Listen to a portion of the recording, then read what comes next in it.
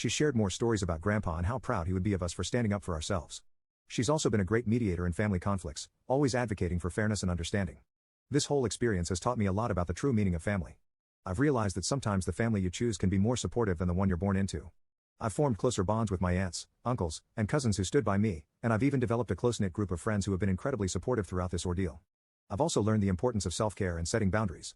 I no longer feel guilty for prioritizing my own well-being, and I'm getting better at saying no to situations that are harmful to my mental health. I've started exploring new hobbies and interests that I had always put off because I was so focused on trying to win my parents' approval. To those in similar situations, I want to say, don't let anyone make you feel guilty for receiving what's rightfully yours. It's okay to stand up for yourself, even if it causes conflict.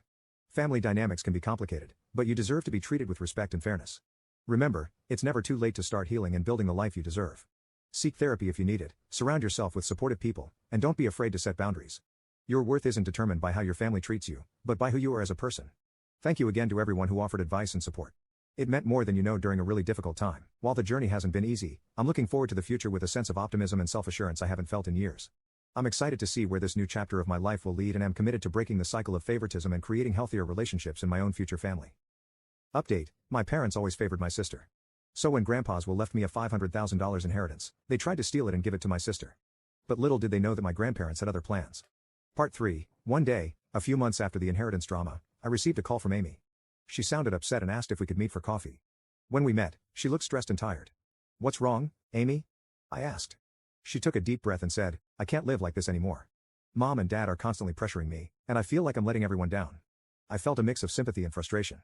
"Amy, you don't have to live by their expectations. You can make your own decisions."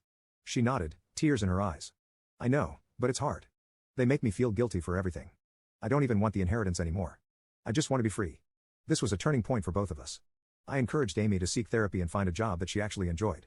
Slowly, she started to break away from our parents' control and began building her own life. Our parents, of course, didn't take this well. They accused me of turning Amy against them. My dad even stopped speaking to me entirely. But I knew it was the right thing to do. Amy needed to find her own path, just like I had.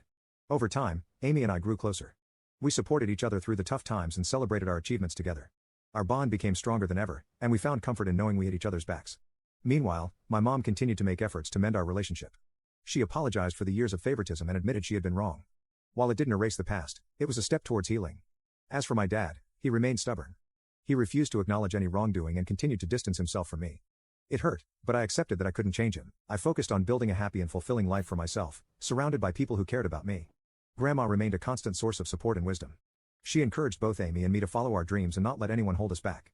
Her love and guidance meant the world to us. With my inheritance, I was able to pay off my student loans and invest in my future. I even started my own business, something I had always dreamed of. It was challenging, but incredibly rewarding. I was finally living life on my own terms. Amy, too, found her footing. She moved out of our parents' basement, got a full-time job she enjoyed, and started pursuing her passion for photography. She was happier and more independent than ever before. Through all the ups and downs, I learned an important lesson: family is not just about blood. It's about the people who love and support you, no matter what. I found my true family in the friends and relatives who stood by me, and in the bond I shared with Amy. Looking back, I don't regret standing up for myself and fighting for what was right. It wasn't easy, but it was worth it. I'm proud of the person I've become, and I'm excited for the future. No matter what challenges come my way, I know I have the strength to overcome them. Thank you to everyone who offered advice and support. Your words meant more than you know during a really difficult time. I'm looking forward to the future with optimism and confidence, ready to create a life filled with love, happiness, and fairness.